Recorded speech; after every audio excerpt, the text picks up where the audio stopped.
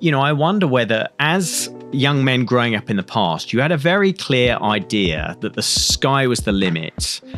You had this kind of our British version of the American dream, that you could work hard, you could build a life, you could have whatever you want in your future. Now, I think young men growing up in the last couple of generations don't have that certainty at all. I think they see environmental crisis, they see war.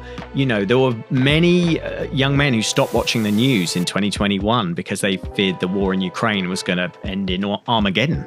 And I think that context that's been going on now for this 5 or 6 year period that we're talking about has led a lot of guys to feel like they can't build the traditional dream, the traditional male trajectory.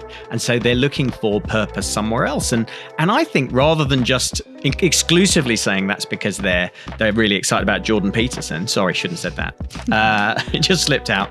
Rather than just saying we're excited about certain influences and certain voices, it could be that young men are thinking the answer might be Jesus. Well, that's just really exciting.